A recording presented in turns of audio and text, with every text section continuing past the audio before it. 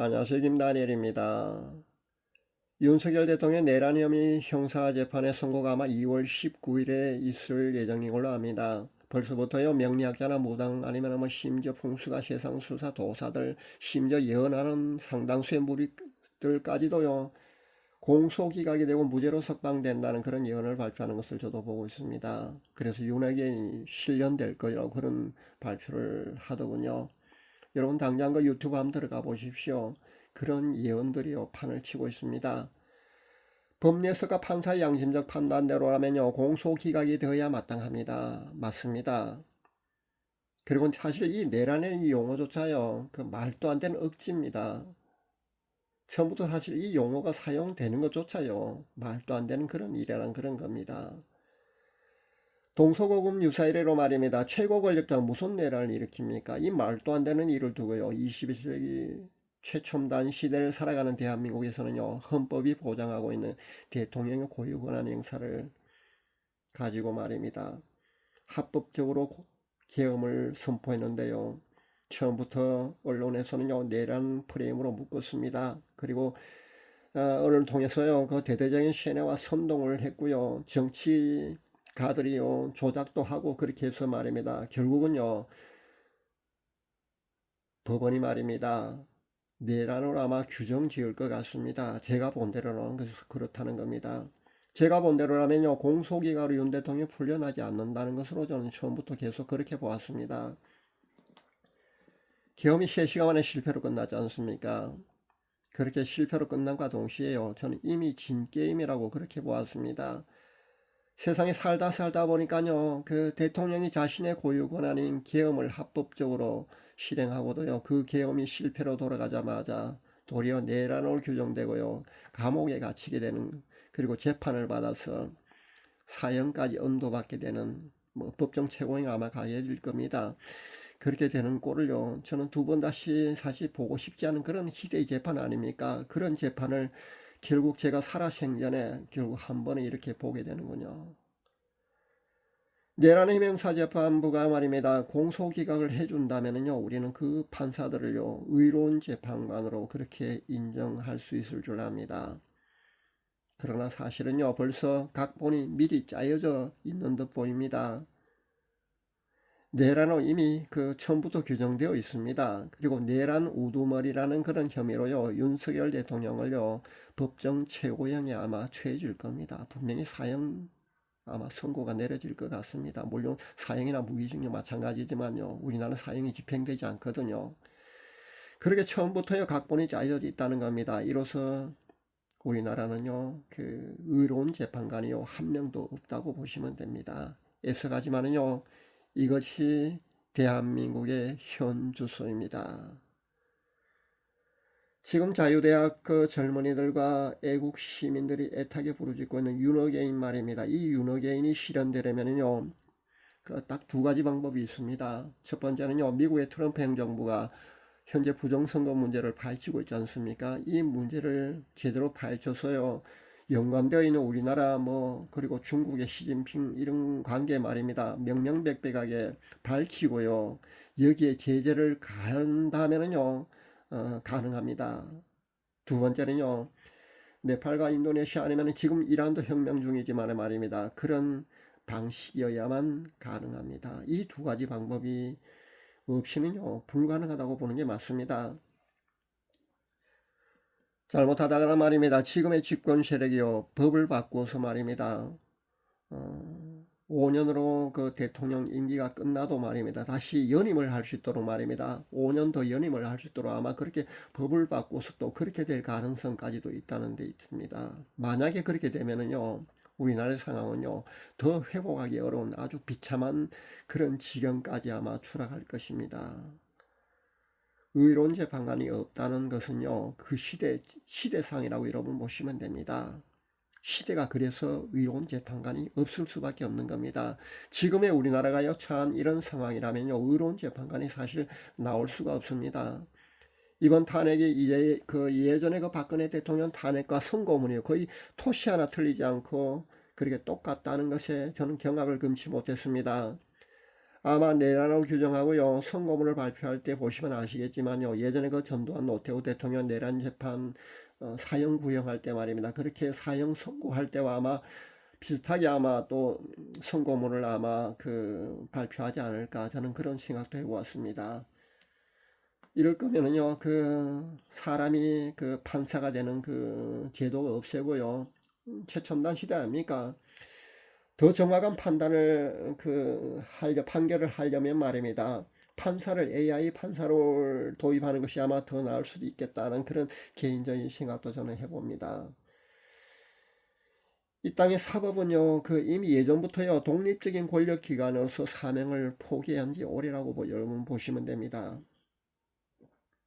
그러니까 권력의 눈치나 보고요, 권력에 예속되는 순간요, 권력자의 최고 통치자의 눈치나 보고 거기에 예속되는 순간요, 이미 한나라의 통치 시스템은요, 독재로 갈 수밖에 없다는 거 여러분 잘 아시기 바랍니다.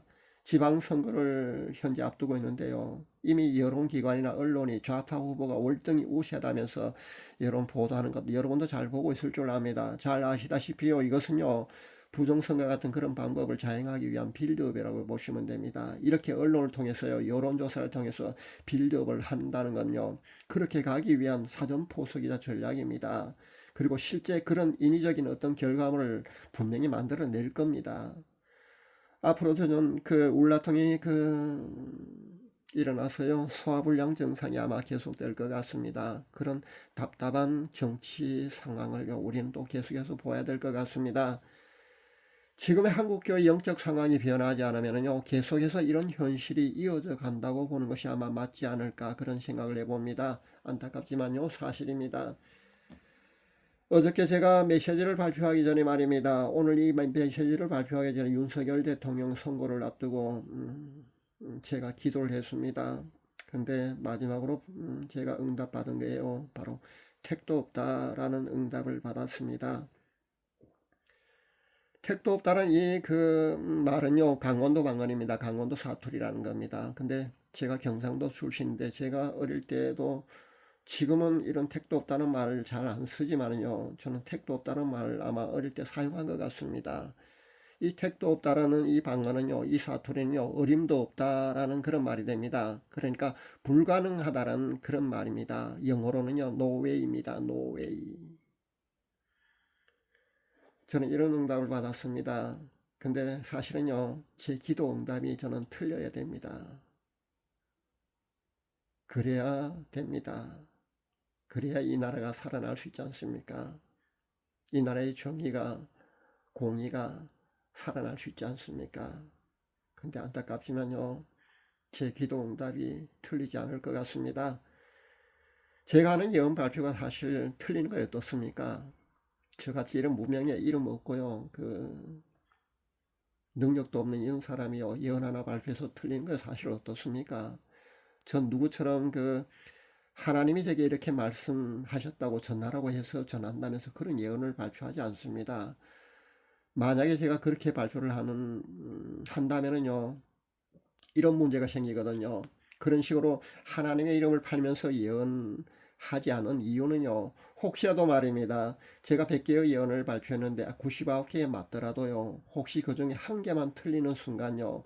하나님의 영광을 더럽히기 때문에 제가 하나님의 이름을 걸고 그렇게 예언을 하지 않습니다. 저는 제게 주어진 예언의 은사를 가지고요. 제가 보는 대로 그냥 예언을 발표합니다. 그리고요. 만약에 틀리게 되면요. 제 자의식이 섞이는 바람에 잘못 본 것 같습니다. 그렇게 제가 사과를 하면 됩니다.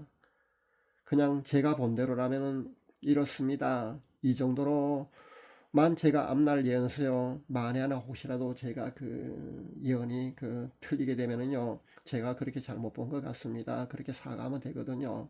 저는 그렇게 예언을 발표합니다.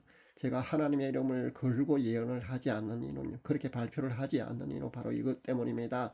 하나님의 영광을요. 혹시라도 제가 100개 중에 99개 맞다가 한 개라도 틀리는 순간 하나님의 영광을 가리우기 때문에 제가 그런 발표를 하지 않습니다. 현재 교회 폐쇄법이 발의되어 있는 거 여러분 잘 알고 계실 줄 압니다. 그럼에도 불구하고요. 한국의 10대 대형 교회들은요. 여전히 침묵으로만 일관하고 있습니다. 이런 암울한 영적 토대에서요, 이 나라 정치 상황이 혼동 속으로 빠져들 수밖에 없다는 거 여러분 아셔야 합니다.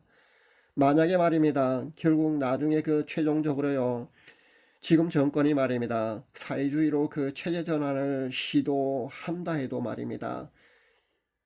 한국의 10대 대형교회들 목회자들은요, 여전히 침묵으로만 일관할 것인지 저는 답답합니다. 그러니까 현재의 이 나라의 암울한 이 시대상과 한국의 영적 상황이요, 결코 우연이 아니라는 겁니다. 결코 우연이 아니고요, 저는 필연이라고 그렇게 밝힙니다. 이래서는 사실 희망이 없거든요. 한국의 영적 각성이 없으니요, 암울한 대한민국이 계속해서 이렇게 이어질 수밖에 없다는 것을 알아야 합니다. 목회자들은요, 하루라도 빨리 깨닫고 깨어나야 합니다. 그래야만 이 나라가 회복될 수 있습니다. 그래야만 하나님께서요, 이 나라를 회복시켜 주신다는 것을 알아야 합니다. 힘 있는 그런 권력을 가진 장로들의 눈치나 보고요, 좌파 크리스찬들 눈치나 보고요, 바른 말 하지 못하고요, 파수꾼의 사명을 감당하지 못한다면요, 한국교회는 희망이 없고요, 이 나라도 희망이 없다는 겁니다. 하루빨리 대한민국의 10대 대형 교회들의 목회자들이 깨어날 수 있기를 바랍니다. 그래서 외쳐주기를 바랍니다. 이들의 영적 각성이 있다면요, 대한민국은 희망이 있습니다. 하루를 빨리 깨닫고요, 깨어나서 하나님께 기도하면요, 이 나라는 반드시 회복됩니다. 하나님께서 이 나라를 회복시켜 주실 것입니다. 감사합니다.